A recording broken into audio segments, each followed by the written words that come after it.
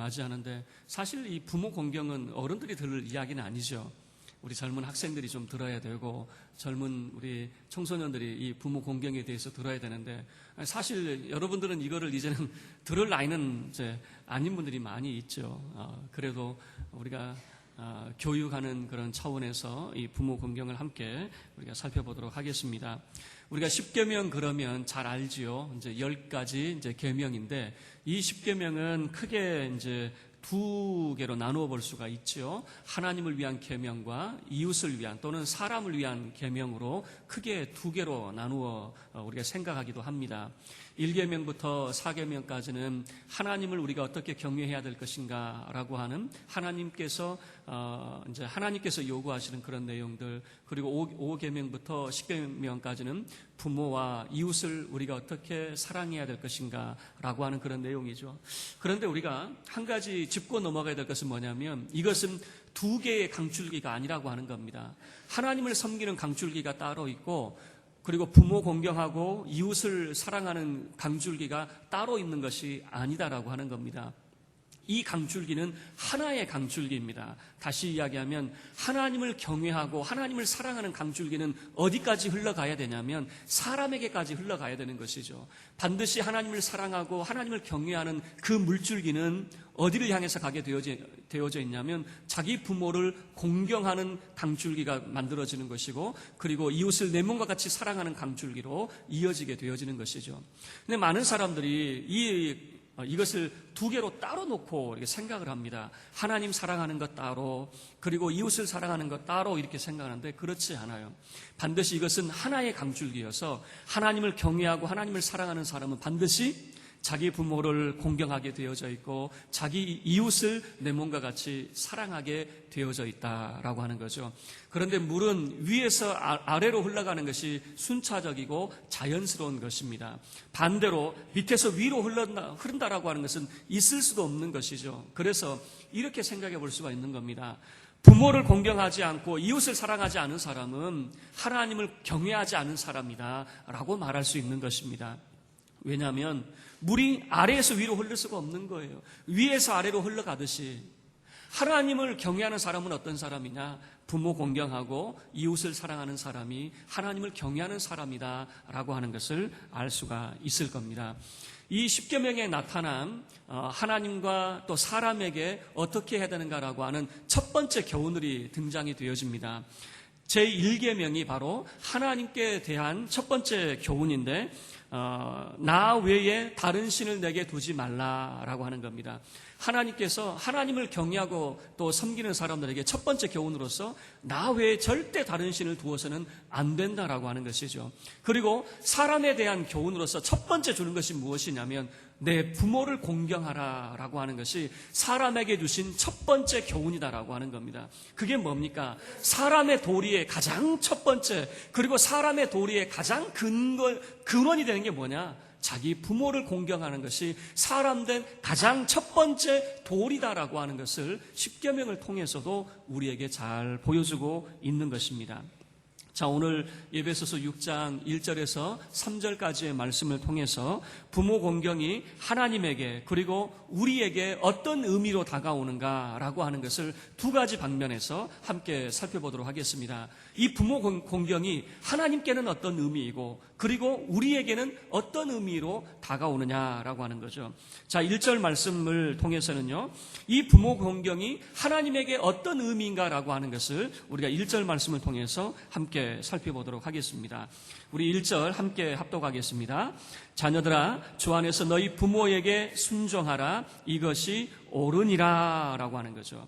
여러분, 지금 1절 말씀에서 무슨 이제 교훈을 주고 있냐면 내 부모에게 순종하라 라고 하는 그런 표현을 쓰고 있습니다. 순종이라고 하는 말은 어떤 의미냐면 가장 기본적인 말은 듣는다라고 하는 것입니다. 순종은 들음에서부터 시작된다라고 하는 것을 보여주고 있기 때문에 그래요. 제가 한번 이제 이야기를 나눈 적이 있는데 저도 어린 아이들을 이제 키우고 있으니까 제가 아이들에게 이것도 시키고 저것도 시킬 때가 있어요. 때로는 합리적인 것을 시킬 때도 있지만 때로는 제가 좀 못된 것도 시키죠. 뭐 물 가져와, 커피 타와 저희 애들에게도 제가 커피 심부름을 시키거든요. 그러면 막 짜증을 냅니다. 안 한다고. 왜 그걸 나한테 시키냐고. 그러니까 제가 합리적인 것만 시키는 게 아니고 때로는 그래요. 제가 원하는 것을 때로는 시킬 때가 있거든요. 그런데 아이들이 말을 잘 들어요. 막 제가 시키는 대로 잘하면요. 제 마음에 어떤 마음이 드냐면 이 아이들 한번 데리고 제가 문구점 데리고 가고 싶은 마음이 있어요. 그럼 문구점 데리고 가면 아이들이 좋아하는 것들이 있거든요. 마음껏 한 가지씩 골라. 왜냐하면 한꺼번에 다 사주면요. 안 되거든요. 하나씩만 사줘야 다음에 갈 기회가 또 우리가 많이 있잖아요. 그러니까 딱 하나만 사주거든요. 그러면 너무너무 좋아합니다. 그래서 아이들이 말을 잘 들으면 제가 그 마음이 있어요. 얘들 또 한번 데리고 가야지. 또 좋은 거 아니면 맛있는 거 한번 사줘야지. 이런 생각이 들어요. 그런데 아이들이 뭘 시킬 때마다 공부해라 아니면 아침에 애들 제가 깨울 때도 있는데 그냥 깨울 때 제가 시험이 들어요. 그러죠. 여러분들도 그러죠. 자녀들 깨울 때 시험이 많이 들잖아요. 얼마나 시험이 드는지. 그리고 얘들이 얼마나 말을 잘하니 따박따박 말대꾸를 하는데요. 그때마다 참 속상해요. 참 그래 딸이어서 이게 따박따박 이렇게 그러는지 제가 말로는 못 이길 것 같은 그런 생각이 들거든요. 자, 그러면서 제가 뭘 느꼈냐면 이거예요. 순종이 무엇인지를 알았어요. 그리고 불순종이 뭔지를 알았어요. 여러분, 우리는 불순종 그러면 말을 안 듣는다고 생각을 했는데 불순종은 따박따박 말대꾸 하는 거예요. 우리는 그렇게까지 생각을 안 했거든요. 제가 자녀를 키워보니까 이거였구나. 하나님 저 못해요. 우리는 그렇게만 생각했죠. 내가 말씀대로 살기가 어려워요라고 생각을 했지 그 불순종이 말을 안 듣는다는 것이 안 듣는다고만 생각을 했지 따박따박 내가 말대꾸하고 대들고 있다는 생각을 못했거든요. 근데 자녀를 키우다 보니까 이게 이거구나라고 하는 것을 제가 알게 된 거죠. 여러분, 이 순종이라고 하는 것은 뭐냐면 말을 듣는다라고 하는 기본적인 의미가 있는 것입니다. 바로 듣는 태도가 바로 순종으로 나오게 되어지는 거죠. 반면에 불순종은 뭡니까? 안 듣는 거예요. 말씀을 하는 것을 하나님의 말씀도 그렇습니다. 부모님의 말씀도 그렇습니다. 왜 내가 해야 되는데요? 하기 싫어요. 안 듣는 행위거든요. 그게 바로 불순종이 되어지는 것이죠. 순종해라. 누구에게 순종하라 말합니까? 내 부모에게 순종해라 라고 하는 것입니다.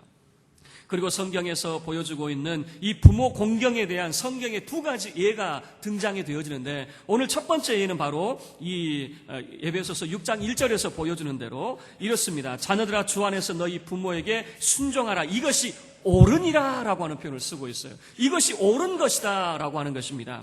이 옳다라고 하는 것이 무엇이냐면 디카이오스라고 하는 의롭다라고 하는 것입니다. 이것이 올바른 것이다 라고 하는 거죠. 다시 이야기하면 이것이 바로 하나님에게 어떤 의미냐, 하나님 앞에 너희의 의가 되어진다 라고 하는 것이에요. 여러분, 우리가 부모에게 공경하는 것이 하나님 앞에서 우리의 의가 되어진다라고 하는 것을 성경이 보여주고 있다는 것입니다. 그리고 골로새서 3장 20절 말씀을 보면요, 이런 표현이 있습니다. 골로새서 3장 20절에서 자녀들아 모든 일에 부모에게 순종하라. 이는 주 안에서 기쁘게 하는 것이니라 라고 하는 표현이 있어요. 주 안에서 기쁘게 하는 것이다 라고 하는 것은 뭐냐면 하나님을 기쁘시게 하는 것이 무엇이냐? 바로 그것이 내 부모를 공경하는 것이고 부모에게 순종하는 것이다 라고 하는 것을 보여주고 있는 것입니다. 그리고 성경을 통해서 보여주고 있는 하나님이 미워하시는 자의 그런 특징들이 로마서 1장 30절에서 소개가 되어지고 있습니다. 비방하는 자, 하나님께서 미워하시는 자, 능욕하는 자, 교만한 자, 자랑하는 자, 악을 도모하는 자, 부모를 거역하는 자. 여러분, 이 로마서 1장 30절에서 보여주는 하나님이 미워하시는 자 속에 어떤 사람이 포함되어져 있냐면 부모를 거역하는 자가 포함이 되어져 있다라고 하는 것이죠.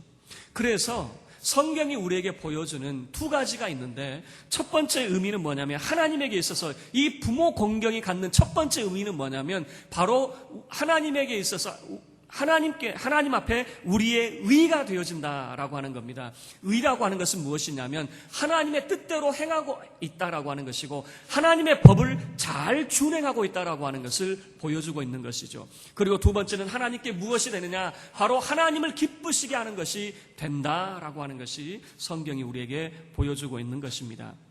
여러분, 부모 공경은 단순한 것이 아닙니다. 하나님께서 기뻐하시는 것이다 라고 하는 것을 성경이 우리에게 보여주고 있고, 이것이 하나님 앞에서 옳은 것이다, 하나님 앞에서 의가 되어지는 것이다 라고 하는 것을 우리에게 보여주고 있습니다.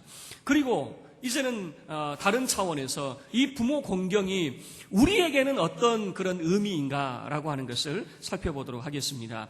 2절과 3절 말씀에서 잘 보여주고 있는데, 이것은 바로 십계명의 말씀을 해석하고 있는 내용이 2절과 3절의 말씀입니다.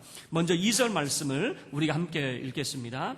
내 아버지와 어머니를 공경하라. 이것은 약속이 있는 첫 계명이니 라고 하는 표현입니다. 자, 이것은 내 아버지와 어머니를 공경하라라고 하는 것은 구약 성경의 말씀을 인용을 하고 있는 것입니다. 구약 성경에서 내 부모를 공경하라라고 하는 것이 대표적으로는 출애굽기 20장과 신명기 5장에서 등장이 되어지는데, 자, 출애굽기 20장 12절 말씀에서는 내 부모를 공경하라. 그리하면 내 하나님 여호와가 내게 준 땅에서 내 생명이 길리라 라고 하는 표현이 있어요. 그리고 신명기 5장 16절에서는 조금 더 확장이 되어지는데, 너는 내 하나님 여호와께서 명령한 대로 내 부모를 공경하라. 그리하면 내 하나님 여호와가 내게 준 땅에서 내 생명이 길고 복을 누리리라 라고 하는 거죠. 자, 제가 이제 말씀을 드렸지만은 이제 듣고 끝내셔도 돼요. 자, 차이점을 제가 설명을 해드릴게요. 출애굽기의 내용보다 신명기 내용이 하나가 더 추가가 되어져 있습니다. 무엇이 추가가 되어져 있냐면, 부모를 공경하면 내 생명이 길리라라고 하는 것이 출애굽과 그리고 신명기의 내용이 같은 내용이고, 신명기에서는 하나가 더 추가가 되어져 있는데 무엇이 추가가 되어져 있냐면 복이 된다라고 하는 것입니다. 복된다라고 하는 거죠. 부모를 공경을 하게 되어지면 너에게 복이 있게 될 것이다 라고 하는 것이 신명기 내용에서 추가가 되어집니다. 그리고 오늘 이제 에베소서 6장 2절과 3절의 내용은요, 바로 이 신명기 말씀을 인용하고 있는 그런 의미로 이제 받아들일 수가 있는 것이죠. 왜냐하면 3절 말씀에서 잘 나타나고 있습니다. 우리 3절도 함께 읽겠습니다. 이로써 내가 잘되고 땅에서 장수하리라. 자, 장수하리라라고 하면 출애굽기의 내용이 되어지지만 잘되고라고 하는 것 때문에 신명기의 내용을 해석하고 있다라고 하는 것으로 알 수가 있는 것입니다. 자, 먼저 2절 말씀에서 자, 이 부모 공경에 대한 첫 번째 해석을 어떻게 하고 있냐면 약속이 있는 첫 계명이다라고 하는 것으로 해석을 하고 있습니다. 그러면서 내가 잘되고 땅에서 장수하게 되어질 것이다라고 하는 것인데요. 자, 이로써라고 하는 것이 어떤 의미냐면 부모 공경을 통해서 그렇게 함으로 부모 공경을 하나님께서 너에게 명령하신 이유가 뭐냐? 바로 이런 목적이다라고 하는 의미를 가지고 있는 겁니다. 여러분, 부모 공경이라고 하는 것이 단순히 하나님께서 우리에게 명령으로만 주신 것이 아니다라고 하는 거예요. 십계명의 내용을 보면요, 다 명령만 주어져 있습니다. 그런데 이 부모 공경에서만큼은 하나님의 축복의 말씀이 함께 소개가 되어지고 있는 것입니다. 명령을 내렸습니다. 네가 이렇게 하게 되어지면 내가 이렇게 너에게 복을 주마라고 하는 그런 내용입니다. 3절에 이로써라고 하는 것이 부모 공경을 하면 이런 목적을 위해서 부모 공경을 하라고 하나님께서 하시는 것이다 라고 그렇게 설명을 하고 있는 것이죠. 자, 그러면 어떤 목적이냐? 내가 잘 되고 라고 하는 그런 표현입니다. 잘 된다라고 하는 것은 다른 말로 표현하면 번성한다 또는 형통하다라고 하는 그런 표현입니다. 네가 땅에서 형통하게 될 것이다. 이게 이제 다른 복음서에서는 예수님께서 이런 말씀을 하신 적이 있어요. 정말 이 달란트를 남기는 종들에게 잘하였도다, 착하고 충성된 종아라고 하는, 잘하였도다라고 하는 그런 표현이거든요. 바로 이런 표현입니다. 잘한다라고 하는 것은 모든 일 처리를 잘하였고 이게 번영하였고 형통하게 되어졌다라고 하는 그런 의미를 가지고 있는 것이고요. 그리고 땅에서 장수하게 되어진다라고 하는 것은 그 땅에서 이제 문자 그대로 오래 살게 되어진다라고 하는 것이고, 다른 의미에서 영적인 의미를 살펴보자면 하나님의 약속의 땅에서 영원히 누리게 되어질 것이다라고 하는 거예요. 다시 이야기하면 부모 공경 잘하게 되어지면 하나님의 약속의 땅에서 하나님이 내쫓지 않는다는 거예요. 반대로 어떻게 됩니까? 부모 공경하지 않으면 하나님의 약속의 땅에서 너 내쫓는다 그 말입니다.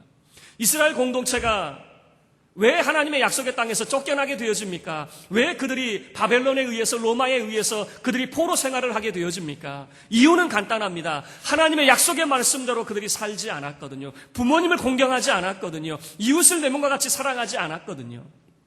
그래서 하나님의 약속 있는 계명이 뭡니까? 하나님의 이 약속의 땅, 바로 하나님의 축복의 동산에서, 이 은혜의 동산에서 너희가 영원히 살 수 있는 길은 너희 부모에게 공경하는 것이다 라고 하는 것을 성경이 우리에게 말씀하고 있는 것이죠. 여러분, 부모님에게는요, 특별히 부모님의 위치는 하나님의 대리자의 그런 위치입니다. 자, 무엇을 통해서 알 수 있냐면 부모의 말은 그 자녀에게 응답되는 것을 통해서 알 수가 있습니다. 이삭이 야곱과 예서에게 복을 빌어주죠. 그런데 놀라운 것은 그 부모의, 그 아버지의 말대로 그 자녀들에게 영향을 미치고 있다라고 하는 것입니다. 예서가 이삭이 그 아들 야곱에게, 사실은 예서에게 주려고 했던 그런 복이었는데 그게 야곱에게 갔죠. 창세기 27장 26절 28절 말씀에서 이렇게 표현을 하고 있습니다. 내 아들의 향취는 여호와께서 복 주신 밭의 향취로다. 하나님은 하늘의 이슬과 땅의 기름짐이며 풍성한 곡식과 포도주를 내게 주시기를 원하노라. 만민이 너를 섬기고 열국이 내게 굴복하리니 내가 형제들의 주가 되고 내 어머니의 아들들이 내게 굴복하며 너를 저주하는 자는 저주를 받고 너를 축복하는 자는 복을 받기를 원하노라 라고 하는 것이거든요. 여러분, 이 말이 어떤 의미를 가지고 있냐면, 아버지 이삭이 그 아들에게 주고 있는 내용이 어떤 내용이냐면, 내가 받았던 이 모든 복이 너에게 고스란히 넘겨지기를 원한다라고 하는 그 바람이 이 속에 담겨져 있는 거예요. 이삭이 그 아버지 아브라함으로부터 받았던 복이 있어요. 영적인 신령한 복과 또 육적인 이 땅을 살아가면서 기름진 복이 있었어요. 내가 아버지께로부터 받았던 이 복을 내 자녀도 똑같이 누리기를 원한다라고 하는 그런 마음을 담아서 그 아들에게 복을 내려주고 있는 거예요. 여러분, 성경을 보면 이런 내용들, 그 아버지가 그 아들에게 복을 빌어주는데 대충 빌어주는 것이 아니거든요. 별미를 만들어 오라고 그랬어요. 왜 만들어 오라고 합니까? 내 마음이 기쁜 마음으로 너에게 내가 복을 빌어주기를 원한다라고 하는 심정이었거든요. 그래서 이 아버지 이삭이 그 아들에게 온 마음을 담아서 복을 빌어주는데, 여러분, 우리가 이 의미들을 살펴보면 참 어려울 수 있어요. 그런데 한 가지 분명한 것은 이겁니다. 내가 내 아버지로부터 받았던 복을 그 아들에게 고스란히 물려주고 있는 거예요. 너도 내가 아버지께 받았던 이 영적인 유산과 또 이 세상을 살아가면서 내가 가지고 누렸던 이 기업의 유산이 너에게로 이양되고 물려지기를 원한다라고 하는 바람을 담아서 그가 복을 빌어주고 있는 것이죠. 그래서 이 복을 받았던 야곱도요, 그도 똑같이 그 자녀들에게 축복을 해주죠. 창세기 49장의 내용 아닙니까? 그도 자기 아버지에게 그런 기도를 받았어요. 아버지가 자기를 위해서 축복의 기도를 해줬거든요. 그것을 기억하고 자기도 자기 12 아들들을 세워다 놓고 한 사람 한 사람 그들을 위해서 기도해 주는 겁니다. 왜요? 그가 아버지의 기도를 받았거든요. 여러분, 이 부모의 위치는 바로 하나님의 대리자의 위치로서 그 부모가 무엇을 빌어주느냐에 따라 가지고 그 자녀의 인생이 바뀌어지는 것을 성경이 우리에게 보여주고 있는 것입니다. 여러분, 정말 여러분들이 여러분의 자녀들에게 복을 빌어주기를 바랍니다. 늘 여러분의 자녀들에게 우리가 늘 그러죠. 그죠? 여러분, 이 자녀들 잘 되라고 다 하지, 자녀 잘 되지 마라고 하는 그런 부모가 없어요. 그렇지만 의미를 가지고 영적인 유산과 이 땅의 기업을 물려주는 부모는 다릅니다. 우리는 그저 자녀가 잘 되라고만 했지 그에게 무엇을 내가 물려줘야 되는가라고 하는 그 가치에 대해서는 한 번도 생각해 본 적이 없거든요. 그러나 성경은 말합니다. 영적인 유산과 이 땅의 기업을 그 자녀가 물려받기를 기도하고 있다라고 하는 것이죠. 정말 이 부모가 복을 빌어주는 것, 그러면 그 자녀가 그것을 물려받는 이 모습을 통해서 여러분의 가정들이 정말 아버지의 그 부모의 영적인 유산과 그리고 이 땅의 기름짐을 물려받는 그런 은혜가 있기를 주의 이름으로 축원합니다. 여러분, 이 부모 공경이 우리에게 갖는 두 가지 의미가 있습니다. 그것은 무엇이냐면 부모 공경을 통해서 첫 번째는 잘 되고라고 하는 형통의 은혜가 있다라고 하는 것입니다. 두 번째는 부모 공경을 통해서 우리에게 장수의 그런 복이 있다. 있다라고 하는 것을 보여주는 거죠. 성경은 이렇게 이야기합니다. 하나님께서 우리에게 형통과 장수를 주시기를 원한다, 그 말입니다. 그것을 주시기 위해서 하나의 방법을 하나님이 제시해 주시는 거예요. 하나의 비결을 제시해 주는 거예요. 너의 부모를 공경해라. 그러면 네가 이 땅에서 잘되고 네가 형통하게 되어질 것이다 라고 성경이 우리에게 말씀하고 있는 겁니다. 자, 그러면 우리의 자녀들에게 우리가 효를 가르쳐야 되겠죠. 그러나 그 효를 가르치는 것은요, 나에게 잘하라고 하는 것이 아닙니다. 자녀 잘되라고 효를 가르치는 겁니다. 여러분의 가정에서 부모 공경을 가르치기를 바랍니다. 왜요? 그것이야말로 부모를 공경하게 만드는 그 효를 가르치는 것이야말로 나에게 잘하라는 것이 아니에요. 부모에게 잘하라는 것이 아니라 바로 그를 위해서입니다. 하나님이 너를 위해서 내가 하나의 권면을 주고 교훈을 주는데 내 부모에게 잘해라. 그것이 네가 땅에서 잘되고 장수하는 비결이다. 하나님이 그렇게 말씀하고 있는 것이거든요. 그래서 부모 공경은요, 우리 자녀들에게 부모 공경을 가르쳐야 될 이유는 어디 있냐면 자녀를 위해서예요. 자녀를 위해서. 우리를 위해서 부모 공경해라 가르치는 게 아니에요. 바로 자녀가 이 땅에서 형통할 수 있는 방법이 되어지고 이 땅에서 하나님의 땅에서 하나님의 약속의 땅에서 참으로 하나님의 그 영적인 유산과 이 땅의 기름진 기업을 정말 그들이 누릴 수 있는 하나의 방법이 되기 때문에 그렇습니다. 말씀을 마치도록 하겠습니다. 부모 공경이 하나님과 우리에게 어떤 의미인지를 우리가 살펴보았습니다. 하나님을 공경하는 사람은 반드시 부모를 공경하고 이웃을 사랑하는 하나의 물줄기라고 말씀을 드렸어요. 하나님께는 이 부모 공경이 하나님의 법을 이행을 하고 또 하나님을 기쁘시게 하는 것이 바로 부모 공경입니다. 그리고 부모 공경을 통해서 하나님은 우리에게 이것을 주시기를 원하는 거예요. 하나님은 우리에게 선물을 주시기를 원하는데 무슨 선물이냐면 이 땅에서 잘되고 장수하는 그런 선물을 주시기를 원하는 겁니다. 무엇을 통해서요? 부모 공경이라고 하는 것을 통해서 하나님께서는 우리에게 이 선물을 주기를 원하고 있다라고 하는 것입니다.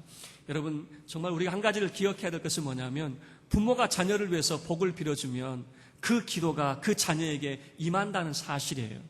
여러분, 이것을 늘 기억하시고 정말 자녀를 위해서 기도하는 우리 부모님이 될 수 있기를 바라고 정말 여러분의 자녀들을 위해서 마음을 담아서 여러분 축복을 해주시기를 바랍니다.